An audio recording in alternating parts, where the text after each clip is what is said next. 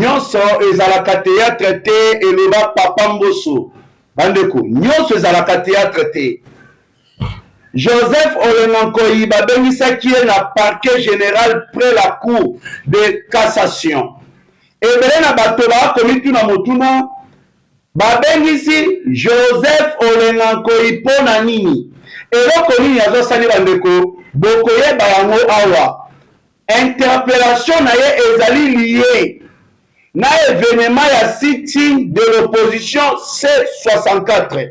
Mayemini Joseph Olengankoyi a publié kito alobaki yango nde ezali source ya invitation oyo babengisi ye na parquet général près la cour de cassation. Au moment où nali koloba na bino Joseph Olengankoyi abandonné par ses collègues ya C64.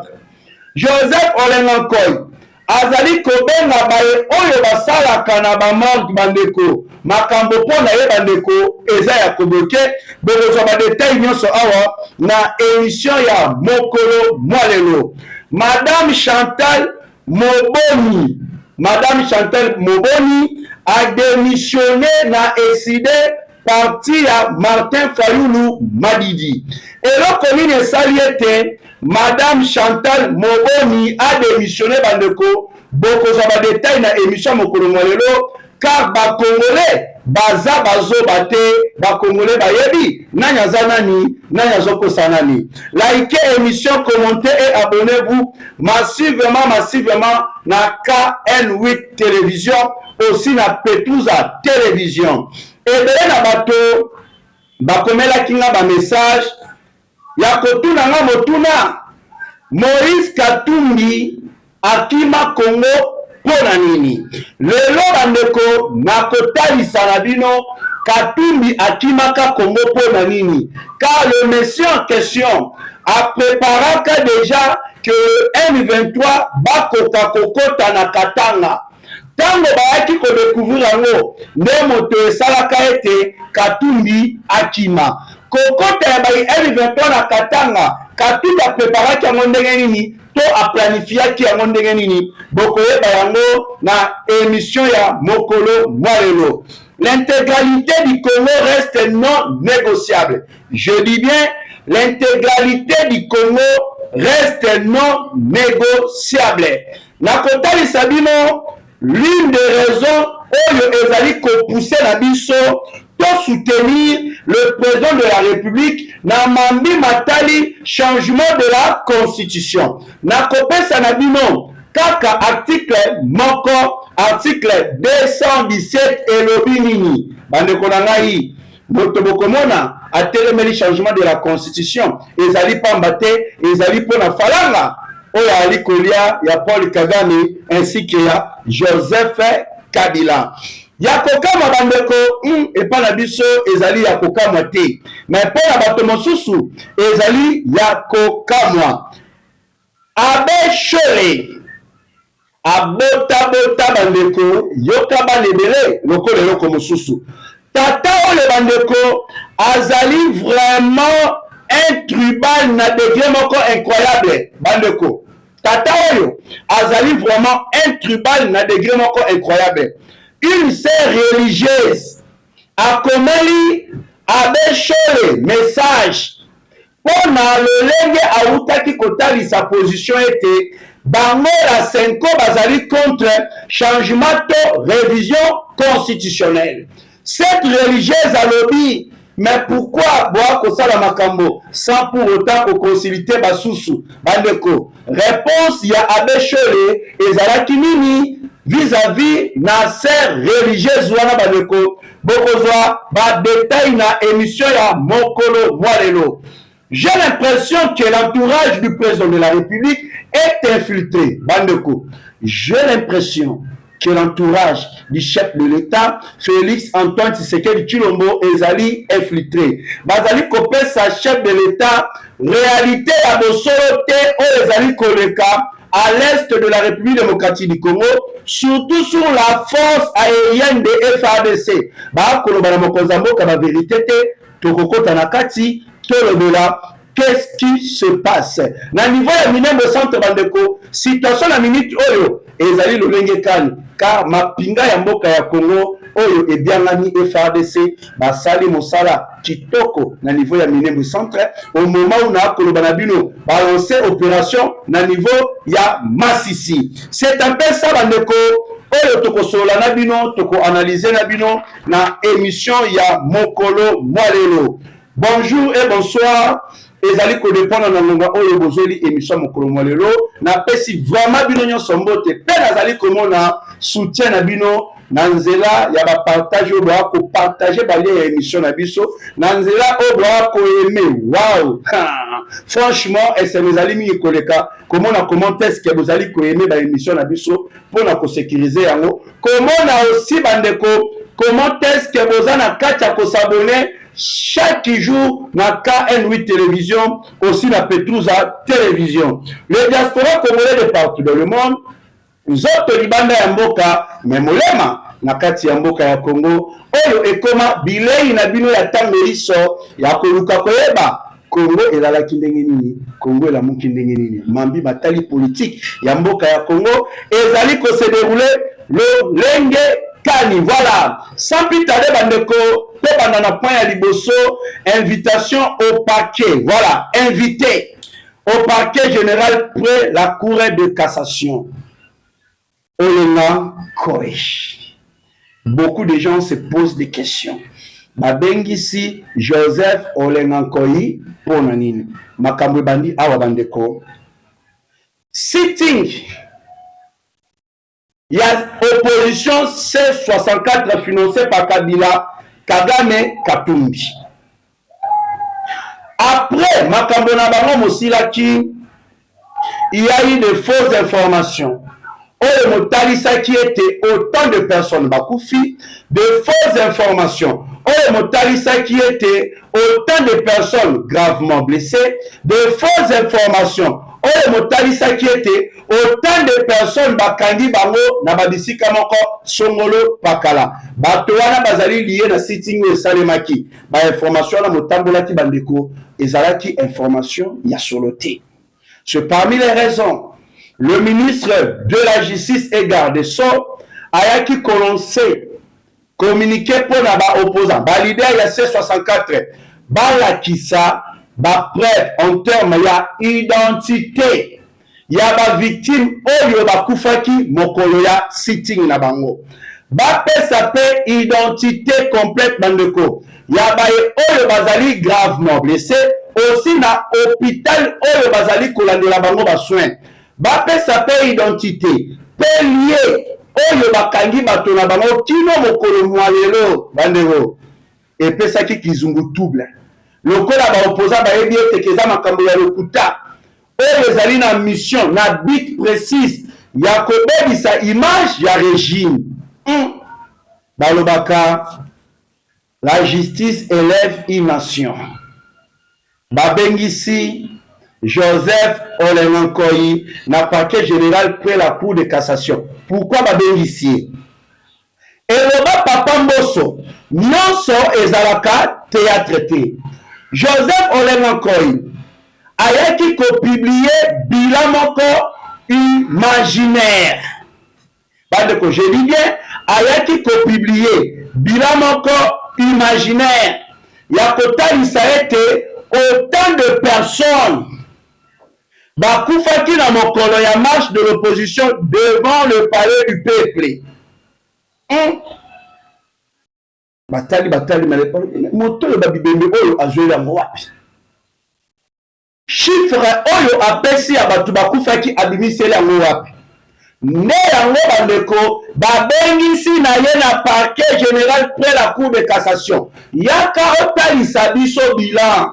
Chiffre oyo ozopesi ya bato oyo bakufaki mokolo ya manifestation na palais du peuple. Bokomi ya Joseph Olenga Koé bandeko, le monsieur en question na incapacité ya ko démontrer ba preuve ya chiffre oyo apesaki ya bato bakufaki mokolo wana. Akomi kobeta miso. azwi telefone na ye oyo biso bakinois tobengaka chombo, azwi chombo na ye alance appel kobenga na baye oyo bazali baemploye na morgue mpona koluka kosala arrangement na bango, abongisa na bango, asolola na bango, basekuri ye, basove ye bandeko baye oyo bazali baemploye na morgue balobi moyen biso tosala autrement ezali te, car tokoki kokota jamais likambo oyo ekomi na niveau ya justice, car ekokumba même arrestation na biso baye oyo bazalaka na morgue balobi tokoapuye lokuta na yo te bandeko baboyi konegocie na Joseph Olenga Nkoyi po botala opposition ya C64 financé par Kabila, Katumbi et Paul Kagame bazali bato moko bandeko bazalaka na bolingo te entre bango na bango. Lorsqu'il faisait scénario monté wana de toutes pièces, azalaki na soutien ya ba collègue na ye ya C64. Mais aujourd'hui, aye ko se retrouver ye moko devant la justice, ni Martin Fayulu, ni Delice Sanga, ni Jean-Marc Kabunda Kaboul, ni Joseph Kabila, aussi Paul Kagame na Katumbi basali intervention te pour Joseph Olenga Nkoyi. Atikali ye moko a se retrouver ye moko. Ata moto moko te atomoli monsapi moye pour la secourir ye. Joseph Olenga Nkoyi a se retrouver ye moko. Na lobi bandeko ete ya bino oyo bozali kolanda wenge ya baye oyo bakolia mbongo ya Kagame Kabila Katumbi balobaka nul n'est au-dessus de la loi. La justice élève une nation. Et loko ezoboma bato oyo baza ko comprendre te ke baye oyo bazali ko diriger mboka oyo babeti ba année ebele na opposition. Bayebi ba scénario nyonso ya opposition, bayebi ba stratégie nyonso ya opposition oyo C64 baza na kati ya kosala mpona baye oyo baza na pouvoir bayebi koma bakoki kodejouer baplan wana. UDPS bango nde baza ba grand stratège na mambi batali opposition bandeko bayebi ba stratégie nyonso ya opposition. Nde bomoni difficulté bato oyo bakokutana na yango. Nauti kolanda information moko concernant Baïa Force du Progrès, car na minute bandeko ce que vous devez retenir, l'opposition bazali ko créer la Force du Progrès à Lokuta po basalaka baepaka bazwa sikoyo ba désordre wana ba attribuer yango na UDPS baloba botala Baïa Force du Progrès ya UDPS makambo bazwi basali. Or que bandeko la Force du Progrès de l'UDPS bazali ni de loin ni de près na makambo oyo bazali koloba ete ke bango bazwi basali ezali coup ya opposition. Tozu tomoni le secrétaire général et honorable Augustin Kabouya elongo na Deo Bizumu elongo na Daniel Aselo bakendaki ko déposer plainte contre Baïa Force du Progrès, contre Baïa Force du Progrès à Lokuta oyo bazali ko bebisa image de l'UDPS. Plainte bandeko ekiti bino baye boakolanda sentiment bolati loposo ya Force du Progrès mais boza Force du Progrès te na mission ya kobebisa image ya UDPS, na mission ya kobebisa image ya régime en place boyeba bazweli bino ba mesure. Merci beaucoup, madame et messieurs de la presse. Vous nous voyez ici devant l'office du procureur général près la Cour de cassation. Nous sommes constitués conseil de l'Union pour la démocratie et le progrès social, représenté à cet effet par son secrétaire général, faisant office du président AI du parti. Eh bien, vous le savez très bien, vous la presse, vous relayez deux fois des messages, la clameur publique des gens qui se réclament être de la force du progrès et qui font des cas que nous pouvons identifier en droit les faits infractionnels. Les partis s'est dit non, il ne peut pas rester indifférent dans ce sens. On doit porter plainte contre les gens qui parlent au nom de la force du progrès alors qu'ils ne le sont pas. Ils commettent des dégâts dans les différents rues, non seulement pour la vie de Kinshasa, mais également sur toute l'étendue de la République démocratique du Congo. Et c'est dans cette même logique que nous avons opté pour le parquet général, qui a compétence sur toute l'étendue de la République. Ce n'est pas pour seulement regarder pour le cas de la ville de Kinshasa, mais pour d'autres provinces, donc où vous trouverez les gens qui se réclament être de la force du progrès. La force du progrès est un mouvement reconnu à l'IDPS, œuvrant au sein de la Ligue des jeunes, qui a pour mission de mobiliser les membres, et non une mission contraire à ce que nous déplorons tous avec les paisibles citoyens, qui violent intentionnellement les droits garantis aux particuliers, en faisant des cachots illégaux, tantôt. Vous constaterez, madame et messieurs de la presse, depuis l'avènement de l'IDPS au pouvoir, depuis 2019, il y a certaines personnes que nous avons connues tous à Kinshasa, des Chegué, des Koulouna tantôt, et aujourd'hui ils se font passer les membres de la force du progrès comme si la force du progrès était devenue une ambassade où tous les malfaiteurs peuvent venir se cacher. Donc, ce genre de criminels, nous sommes venus pour les déférer devant la justice et nous avons voulu commencer par les parquets pour les investigations des cas éventuels. Bazweli bino ba mesure soki bakangi bino Fayulu Kabunda Derise Sanga bakozala wana nate pona ko intervenir na kana bino botala Joseph Olenakoi a se retrouver yemoko devant la justice.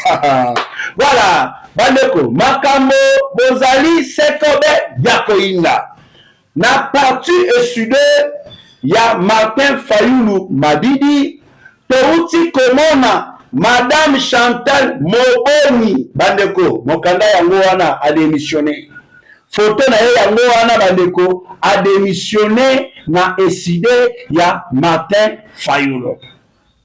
Ye abandaki ko jouer tâche nini na eside ya Martin Fayulu azalaki na poste ya secrétaire national à la communication, porte-parole et membre de l'ECD. Fonction ya malamu, secrétaire national à la communication, porte-parole et membre de l'ECD a démissionné. Cause ya démission na ye bandeko ezali nini? Tellement biso tozali bapanzi sango. Je ne peux pas me limiter. Rien qu'à Kolobanabino que cette dame a démissionné sans pour autant connaître les causes exactes de sa démission. De lancer l'enquête na biso ba investigation na biso. Ba oyo bazali proche na ye. Batalisi na biso ete Madame Chantal a démissionné parce que alingi a préservé dignité na ye, honneur na ye. Car leader na ye Martin Fayulu andimi kolia mbongo ya Joseph Kabila, kolia mbongo ya Paul Kagame, kolia mbongo ya Katumbi pona ete akoka ko réaliser plan na ye. Mama wana tala lobi non. Nakoki kokota na bosoto oyo te. Nasala nini na benda nzoto. Cause ya démission na ye yango wana Martin Fayulu. Martin Fayulu. Ozola mbongo wa Kabila. Patron ya Alliance Fleuve Congo Bar M23. Oyo ezoboma ba Congolais tongo midi pokwa ata mawate. Ezoboma ba Congolais pour l'intérêt ya Rwanda. Ozola kanyaka na ye. Ozola mbongo ya commandant suprême ya ba M23 Paul Kagame. Kagame oyo azali ko coordonner les opérations ya ba M23 qui tue chaque jour les Congolais à l'est. Kagame tu veux balkaniser la République démocratique du Congo. Oza kolia mbongo na ye. Likolo na yango ozo ko ça été le président Tshisekedi alinga balkaniser mboka ya Congo. Mais tandis que moto yazali ko occuper ba territoire ya mboka na biso illégalement Paul Kagame nde oza kolia mbongo na ye. Moto azo linga balkaniser mboka na biso. Fayulu zala honnête na ba Congolais. à cause du pouvoir, à cause de l'intérêt personnel na yo. Vous avez poignardé Congo. Vous êtes des Congolais. Le président Tshisekedi passera. Le Congo restera.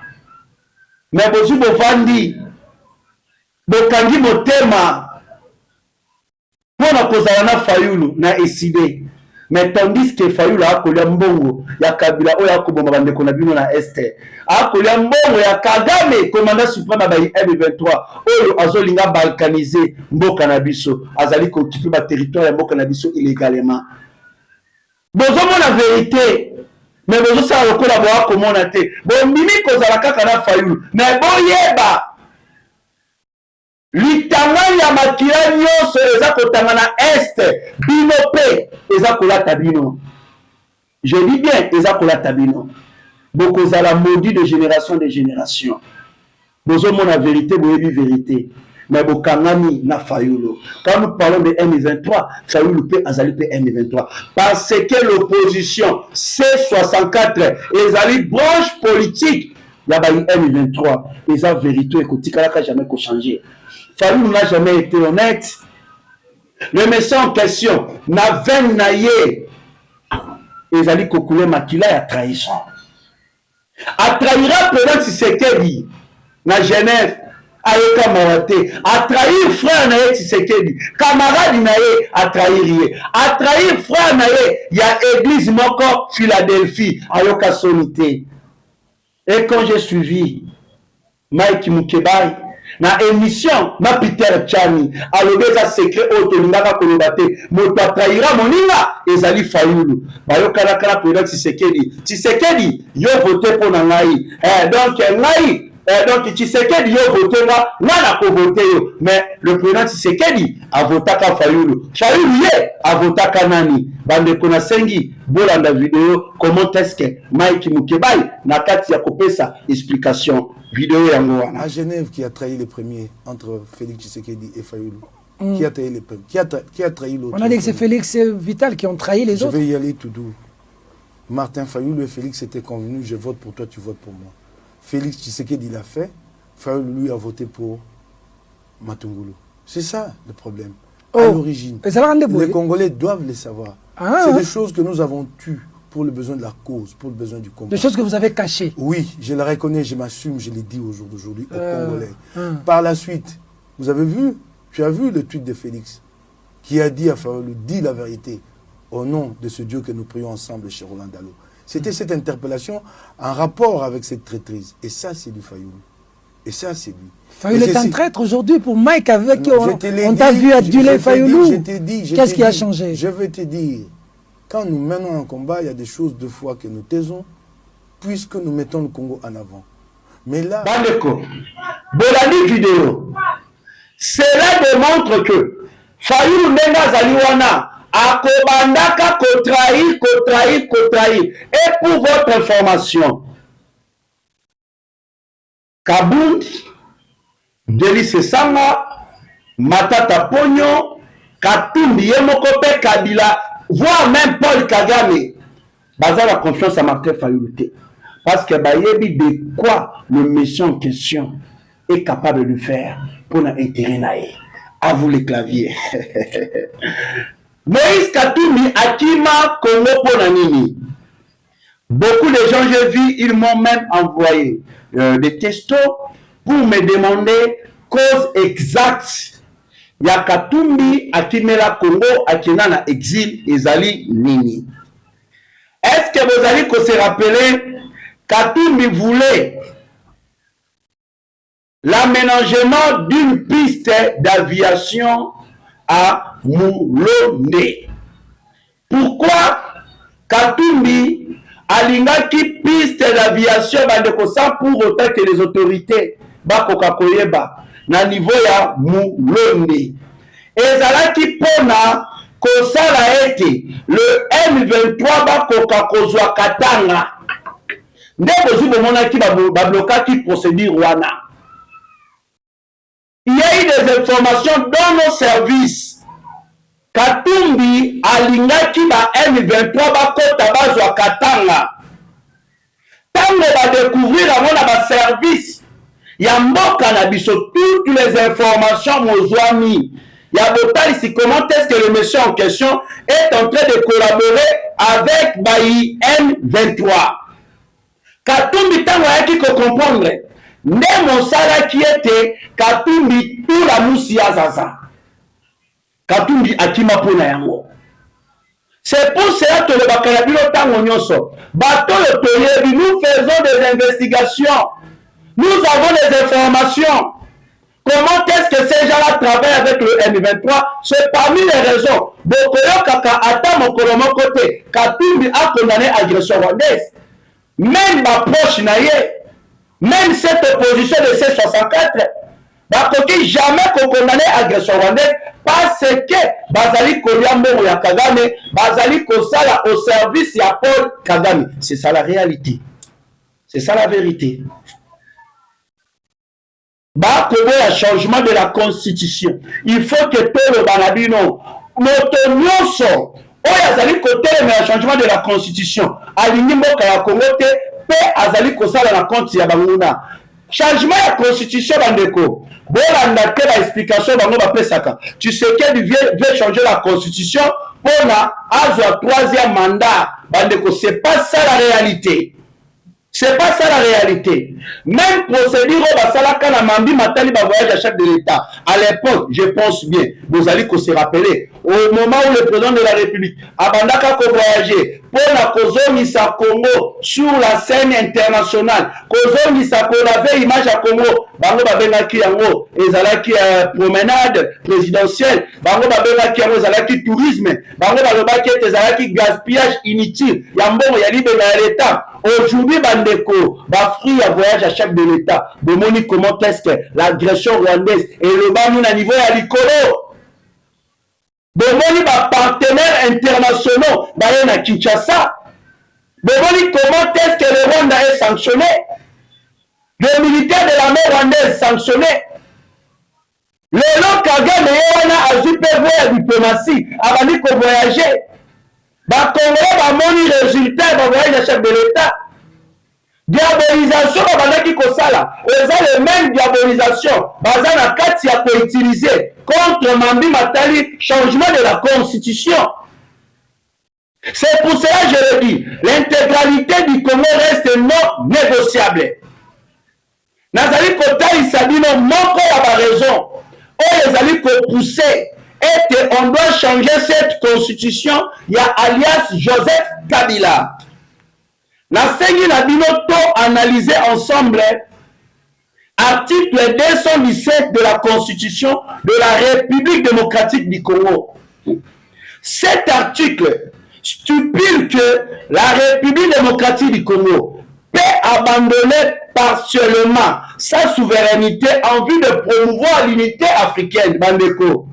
Je dis bien, Père Nazali ko répéter, Congolais a kondima eloko ya boyi. Oyo movandi na article 217, oyo ezali koloba ete la République démocratique du Congo peut abandonner partiellement sa souveraineté en vue de promouvoir l'unité africaine. Bandeko, tozala batuto lobela.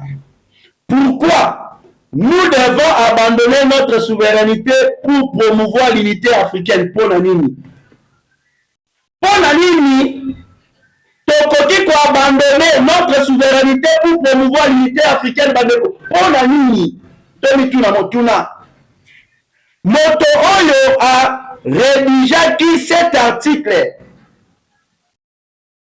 Abandaki kolinganini exactement. Abandaki ko kanisanini to abandaki ko viser nini. Motuna. C'est quoi l'avantage? Il y a un article pour la population de la République démocratique du Congo, pour le peuple congolais. Avantage, il y a un article pour la mission. Là, je demande qu'on doit bien réfléchir. Comme ma réflexion à mission Mosika, afin de nous permettre de comprendre qui Katia constitution. Oyo bato bazolinga te que ba Congolais ba débattre, ba réfléchir. na maye le changement de la constitution. On dit que la Congolais droit à réfléchir, il y a qu'à débattre, il y a qu'à analyser pourquoi on doit changer cette constitution. Mais vous êtes là pour manipuler les Congolais. Vous êtes là pour la bloquer les Congolais, pas comprendre le danger où le vandi na kati ya constitution. La constitution que le Rwanda Baza Kolingate Tshisekedi Asimba, non pour le troisième mandat du chef de l'État, mais pour l'intérêt à Kigali à Rwanda, où il va dans la constitution. Article 217, ils ont intérêt à la communauté, ils ont intérêt à Rwanda. Quand nous parlons de la balkanisation, mais c'est ça la balkanisation, c'est-à-dire pour promouvoir l'unité africaine, la République démocratique du Congo de Patrice Emery Lumumba, de Kimbangu, peut abandonner partiellement le territoire de Masisi, Rutshuru, Nyiragongo, en faveur du Rwanda. Bandeko, c'est ça la réalité. Mboka ya Patrice Emery Lumumba, mboka ya Kimbangu, mboka ya Etienne Tshisekedi wa Mulumba, mboka ya Kimpavita, et abandonner la territoire na yango kozwa Masisi, kozwa Rutshuru, kozwa Nyiragongo, ko abandonner yango na Rwanda. C'est ça l'article 217. Tu vois le bananga bandeko. To changer yango, to changer yango te. À vous les claviers. Olanda ki chole, la 5 ezali branche. Yabai M23. Ils sont financés par Kagame. Bakenda kokangana Kagame ba photo ba seka. Bakangana nanga photo ba seka pe ba benir likolo na yango ko na nanga. Nanga kitu le Congolais. Baleki non, c'est pas important de changer la constitution, nous sommes contre cela. Chole c'est un grand tribal. Babe bakoma kobota. Papa ba lebele, bota la bana. Chole c'est un grand tribal. Le monsieur en question bande kobo ka réponse na ye.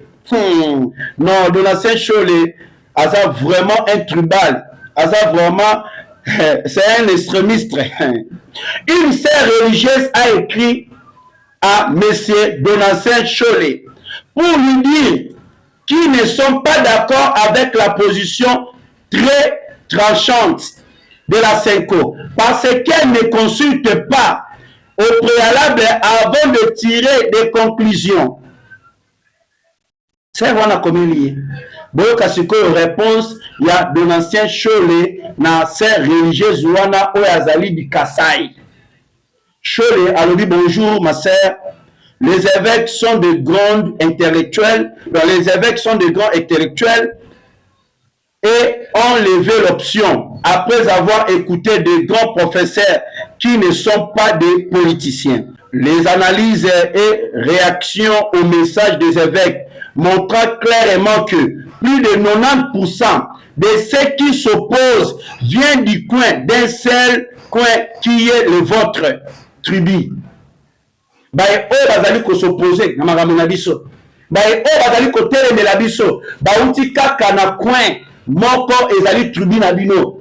Kasai. Bino nde bazali ko telemela biso. Là c'est dans ces choses. Boyo ka réponse. Boyo ka ete que le méchant en question c'est un grand tribal. Donc 90% ya bato ba ko telemela bango sont des Kasai pour na Chole. Par rapport à ce genre de personnes. Bae oyo bakota tribalisme et bomisa bakasayena bakasayena bale banabino ete basimba constitution. Ce sont le M23. Nous allons changer cette constitution. Les Congolais appartiennent aux Congolais et le peuple congolais ont les devoirs aussi, ont les droits de réfléchir dans Makambo Motali changement de leur constitution. Et surtout, je dis bien de leur constitution. Constitution à Congolais. Non comme Kabila qui avait bien dit que la constitution est à Yangaï. La Bundanga Moko, la Bundanga Imoko, la constitution Yangaï. La constitution de 2006. Intérêt à peuple congolais dans la catésalité. Voilà, je vois nous tendons vers la fin de notre émission. Bandeko, parlons d'abord de la situation à l'est de la République démocratique du Congo, parce que j'ai l'impression que l'entourage du président de la République, Félix Antoine Tshisekedi Tshilombo, est infiltré. Il ne donne pas la réalité du front. au président Tshisekedi, surtout sur la force aérienne de FARDC. Il y a une réalité cachée au président de la République à ce qui concerne la force aérienne de FARDC. Le contrôle personnel du président de la République n'est plus évitable à ce moment où la guerre fait rage pour savoir ce qui est à la base de la légèreté dans cette structure très importante dans l'armée. Ou bien, le président de la République, Félix Antoine Tshisekedi Tshilombo, doit organiser une commission de contrôle pour savoir à la profondeur de cette légèreté. Pourquoi, si la force aérienne de FARDC intervient, balargakakaka 2 ou 3 bombes par après Ekoki, pendant que l'ennemi, bango balargaka plus de 30 bombes et même au-delà. Pour l'anime, ceux qui habitent ce mati, et largakaka 2 ou 3 bombes Ekoki et Kei. Pour la koya, bobo sani yango, mais il y a ba ennemi, yango et largaka plus de 30 bombes ou même bandeko au-delà na yango. Le président Tshisekedi doit avoir un représentant indépendant qui va suivre de près la situation de front et lui envoyer un vrai rapport de guerre. Mokonzamboka elobani azala na représentant indépendant na ye oya kobanda kolandelaka personnellement situation ya bitumba na este pe atindelaka ye vrai rapport ya mambi matali guerre. En réalité, les officiers traîtres bachanjaka rapport bapesaka chef de l'état rapport ya bosolo te. Le président Félix Antoine Tshisekedi Tshilombo est un patriote. J'ai l'impression qu'il y a un flou dans le rapport qu'il reçoit auprès des officiers corrompus. Chef de l'État. Comment drone ya Rwanda ezoya na espace na biso et pas na biso et bandi ko bombarder bisika population ezali et sali 3 jours likolo et silisi ezongi na Rwanda sans pour autant to frapper yango. Quel genre ya chef d'état-major général au tozali na FARDC? Et comme à tour na biso to matisa, oh non, cessez les faits. Bandi ko qu'est-ce qui se passe? Na lobaki na rufunda na fundi bango. Na niveau ya Minembwe, l'armée numérique rwandaise ne sait plus comment mentir sur la situation de Minembwe. Lobby baloba qui était que menace ezali écarté. Donc c'est-à-dire FARDC bawazalendo ba replier kilo na point 0. Ndenge ba communicateur numérique ya ba M23 ya Rwanda baloba ki. Mais chose étonnante, kaka bango ba yesusu ko poster lelo que affrontement ezali ko salema na niveau ya Ilundu, Mikenge, Kakenge et Kitavi. Comment FARDC oyo basalaki repli kino na point 0 bakoki lisusu kobunda na coalition du M23 bisika wana. Bomoni lokuta Minembwe centre eza na contrôle na biso. Et l'armée congolaise balancer ba attaque siko na niveau ya Masisi. La victoire nous appartient. Pour la lelo bandeko, je pense bien, on a tout dit, to silisi kotoyo, vraiment, ngaina bino to mona na émission ekolanda, numéro appel normal pe WhatsApp, plus 243 89 60 77 556, plus 243 89 60 77 556, to monani à la prochaine. Bye.